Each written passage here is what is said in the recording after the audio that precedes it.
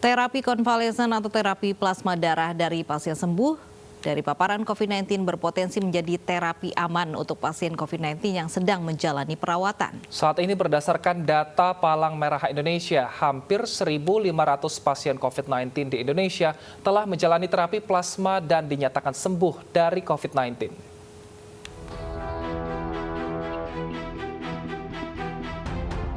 Terdapat 15 unit donor darah di Indonesia yang menyediakan dan melayani donor plasma darah dari pasien COVID-19 yang sudah sembuh atau penyintas. Salah satunya adalah di Palang Merah Indonesia DKI Jakarta. Di tempat ini penyintas COVID-19 bisa melakukan donor plasma untuk kepentingan terapi konvalesen atau terapi plasma bagi pasien yang sedang dirawat karena terpapar COVID-19. Semua proses untuk menyediakan stok plasma dilakukan di tempat ini, mulai dari penyaringan layak tidaknya kondisi pendonor, pengambilan sampel darah, pemeriksaan hemoglobin, golongan darah, serta tekanan darah.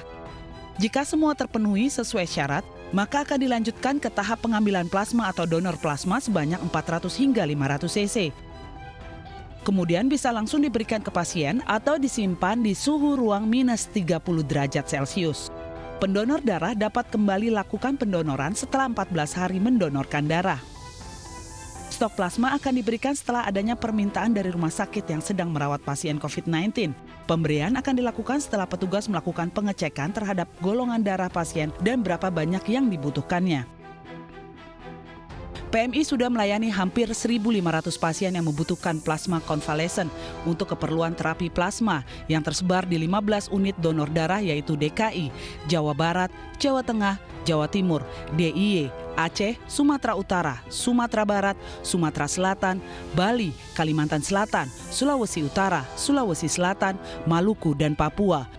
Dan pengembangan terapi konvalesen yang sudah menyembuhkan 95% dari 1.500 pasien ini sampai saat ini terus diuji klinis bersama dengan Litbangkes Kementerian Kesehatan. Ada beberapa syarat yang menjadi pendonor plasma yang harus dipenuhi, yaitu pendonor harus benar-benar sudah sembuh dari COVID-19, usia pendonor minimal 18 tahun dan maksimal 65 tahun, serta tidak dalam kondisi sakit selama 2 minggu terakhir. Berat badan lebih dari 55 kg. Pendonor harus negatif COVID-19 hasil dari RT-PCR. Selanjutnya bebas gejala COVID-19 14 hari setelah sembuh. PMI terkendala dalam terapi konvalesen ini yaitu persediaan plasma yang belum bisa terpenuhi dengan baik karena minimnya minat penyintas mendonorkan plasmanya akibat minim sosialisasi serta mahalnya terapi ini bagi pasien mandiri akibat proses pengolahan plasma yang menggunakan peralatan canggih.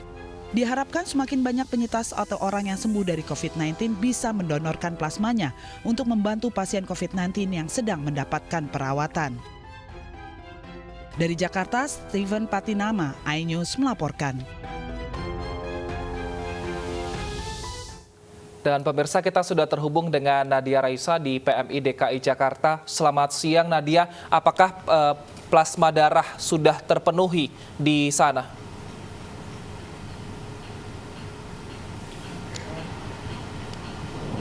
Ya, Wilson dan juga Lovi, hingga saat ini di PMI DKI Jakarta untuk plasma darah memang masih cukup minim dikarenakan bagi pendonor sendiri memiliki kriteria-kriteria tertentu yang harus dipenuhi. Selain itu juga cara pengambilannya yang berbeda. Oleh karena itu, untuk lebih lengkapnya lagi, saya akan bertanya-tanya di sini dengan Dr. Niken Ricci selaku Kepala Unit Donor Darah PMI DKI Jakarta. Ya, selamat siang dok.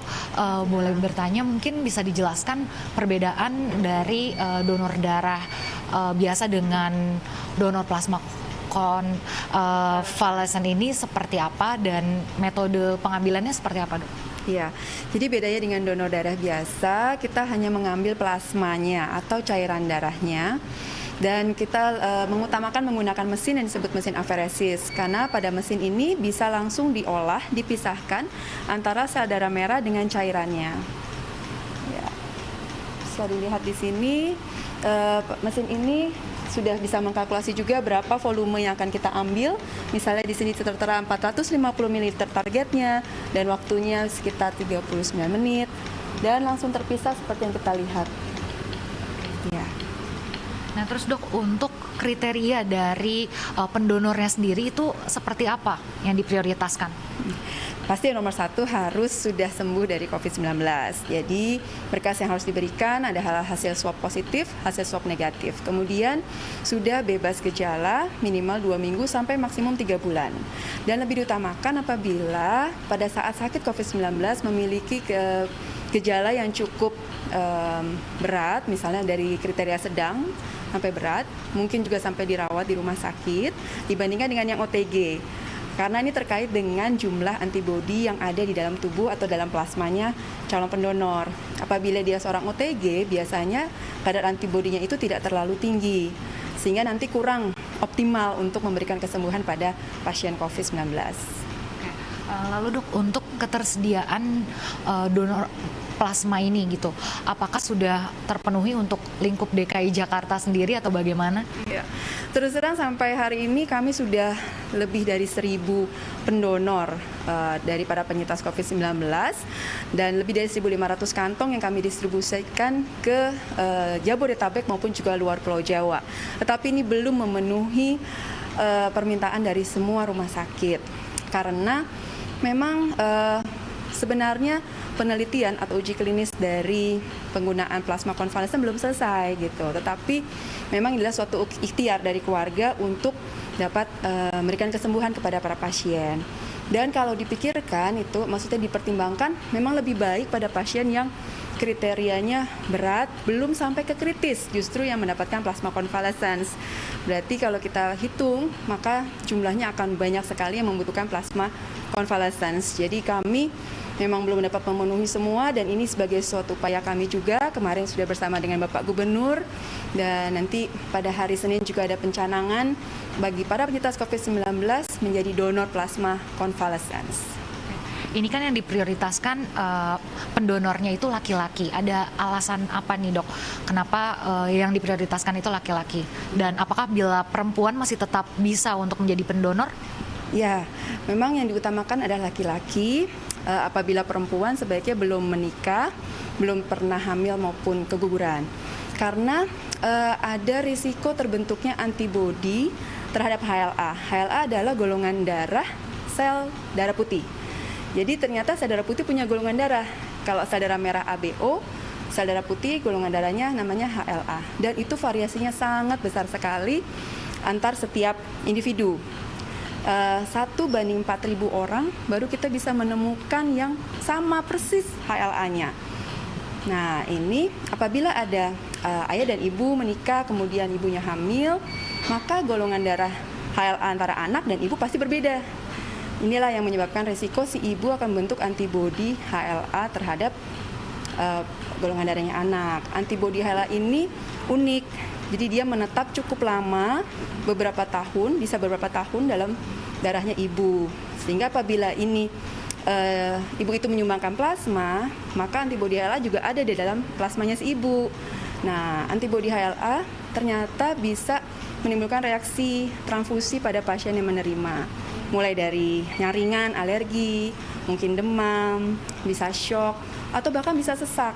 Nanti kita nggak tahu nih sesaknya karena antibodi HLA atau sesak karena COVID-nya lagi kan. Nah, jadi terima kasih dok atas waktunya. Ya, Wilson, Lofi dan juga pemirsa, memang untuk menjadi pendonor harus ada beberapa kriteria yang dipenuhi terlebih dahulu dan juga adanya pengambilan sampel darah sebelum mendonorkan plasma tersebut. Ya, Wilson dan juga Lucy. Baik, terima kasih Nadia Raisa melaporkan langsung dari PMI DKI Jakarta. Terapi plasma darah, terapi yang memang saat ini bisa dilakukan untuk bagi penyintas COVID-19 ini menyumbangkan darahnya kepada memang orang-orang yang membutuhkan, yang bergejala ringan dan juga berat begitu ya. Betul sekali, semoga nanti makin banyak penyintas yang bisa mendonorkan plasma darahnya demi kesembuhan teman-teman kita.